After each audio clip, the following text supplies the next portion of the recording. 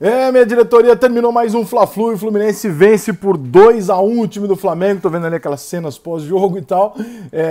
E é impressionante. Eu costumo dizer sempre que o Fla-Flu para mim é o grande clássico do futebol brasileiro, com todo o respeito e a importância dada a todos eles, porque evidentemente que regionalmente todos eles têm importância, nacionalmente idem, né? Um Grenal é um Grenal para o Brasil inteiro, um Atlético e Cruzeiro, um Palmeiras e Corinthians, um São Paulo e Corinthians e tal. Todos esses jogos são grandiosos e têm a sua enorme importância para o futebol brasileiro. O Flamengo e Vasco pode ser mais rival, o Grenal é muito mais pegado e tal. Tem vários jogos com muito mais ódio do que o Fla-Flu, tem muitos jogos com muito mais tempero agressivo do que o Fla-Flu, mas evidentemente não tem nada parecido com o Fla-Flu. Boa parte por Nelson Rodrigues, boa parte pelo charme do Maracanã, boa parte pelo nome Fla-Flu, boa parte pelas camisas, pelas cores, pela maneira que é, e muito em virtude do misticismo que existe em torno desse clássico. O Flamengo é o melhor time das Américas no papel, no elenco, há pelo menos 3 anos, e nos últimos 10 jogos o Fluminense ganhou 6 ou 7 do Flamengo. É uma coisa muito louca.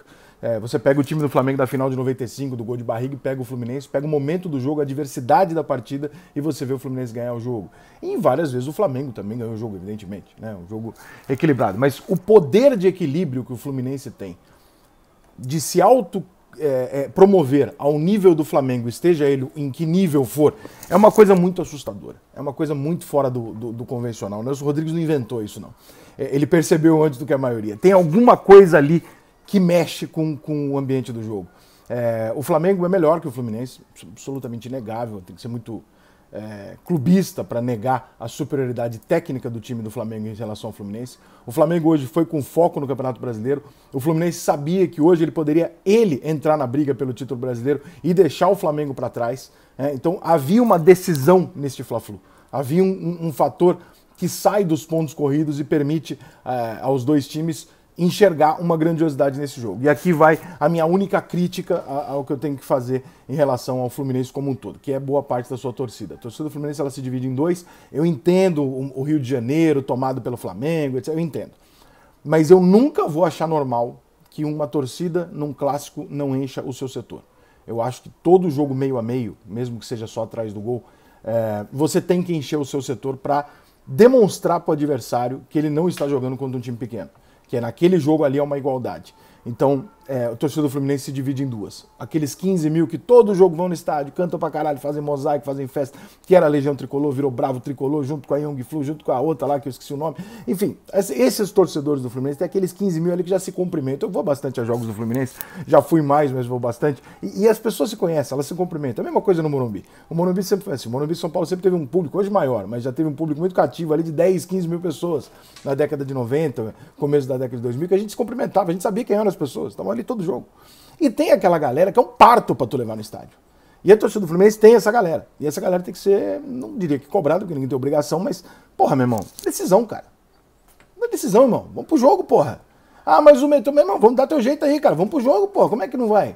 Né? Tem que estar lá, tem que encher teu setor, pô. Teu time tá disputando o título brasileiro. Teu time perdeu no finalzinho ali no jogo pro Corinthians, uma possível final de Copa do Brasil. O Fluminense tá bem há 2, 3 anos.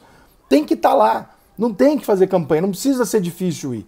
Eu entendo a parte de, porra, mas a violência, a torcida do Flamengo é muito maioria, eu entendo. Mas, cara, dá teu jeito, irmão.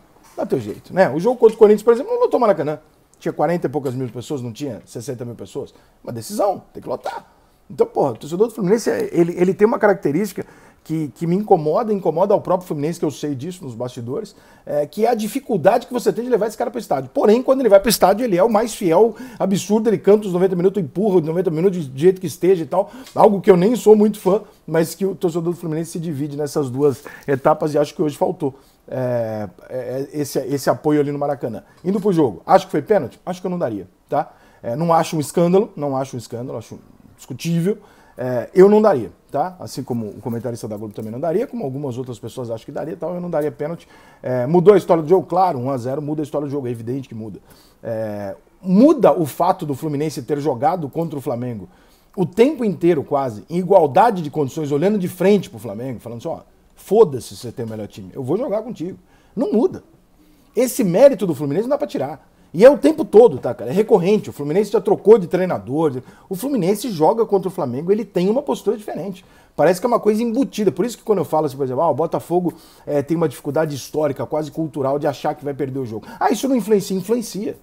Quando o time acredita que aquele jogo é diferente para ele, que naquele jogo ele é mais forte, ele entra mais forte, ele entra mais confiante. Quando o time acredita que não, eu sou azarado, eu vou perder, você vai perder, irmão. Isso na vida, em qualquer coisa. O ambiente é feito dessa maneira. Na semana do Fla-Flu é a semana em que todo mundo lá no Flamengo fica lembrando e fala assim, não, a gente é melhor, porra. Os caras ganham da gente de vez em quando, uns jogos bizarros. Porra, com eles é diferente, né? Com eles a gente tem uma dificuldade maior e tal. E a semana que o Fluminense fica assim, não, olha só, aqui, com eles o jogo é outro. Com eles a gente dá sorte, a coisa funciona. Muda-se o ambiente durante a semana. Eu sempre ouvi isso em São Paulo, do São Paulo e Corinthians. Eu ouvia dentro do clube do São Paulo isso, olha assim, por que a gente perde pro Corinthians sempre? Porque na semana do Corinthians e São Paulo, o Corinthians tem a convicção, de que, jogo decisivo, né? De que ele vai ser superior ao São Paulo, que ele vai igualar uma condição que não é boa, se for o caso. E o São Paulo tem a convicção de que o jogo vai ser muito difícil, mesmo se ele esteja melhor. Durante a semana você vai transformando isso no ambiente, quando chega no jogo, o Corinthians cresce. É o que acontece também no Fla-Flu. Mas tudo isso tem que vir de uma história, né? E essa história não foi construída através de nenhum discurso, e sim dos fatos. E odeio falar de fatos e citar Nelson Rodrigues por causa da histórica frase. Mas é isso, o Fluminense tem um poder de se reinventar e de se colocar diante do Flamengo em igualdade de condição, ignorando completamente quem está em campo, dos dois lados, que é impressionante. Faz até um ateu duvidar de certas coisas, porque realmente tem algo a mais aí no entorno desse jogo. Para mim é o clássico mais charmoso do Brasil, para mim é o clássico mais que mais se equilibra independente das condições do Brasil.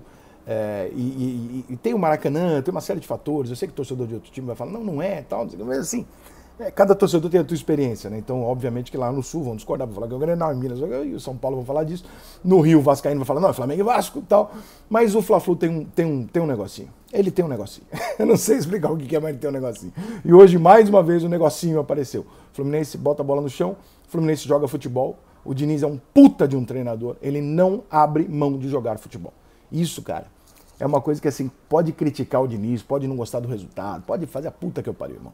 Você tem que bater palma para quem no futebol de 2022, onde ser reativo é muito melhor, onde você ter a bola é quase que um prejuízo, e você vai lá e peita e fala, não, meu time joga futebol. Até o final do jogo eu jogo futebol. E é isso que o Diniz propõe. Então esse cara é um puta de um treinador, ele ainda não tem os resultados que ele merece, mas assim como o Tele Santana, talvez ele passe uma vida sendo injustiçado e cobrado por um detalhe que ele ainda não conseguiu e não reconhecido pelaquilo que ele oferece. E o Flamengo, cara, é um clássico, faz parte de perder o jogo, não tem problema nenhum. Eu sei que pro flamenguista nos últimos anos meio megalomaníaco ficou aquela coisa, não posso perder para ninguém, mas faz parte. É absolutamente normal perder um jogo, um clássico pro Fluminense. Sim, perder o Fla-Flu é normal, ganhar o Fla-Flu é normal para ambos os lados. Nós estamos falando de dois gigantes. Mas que baita jogo, que grande clássico.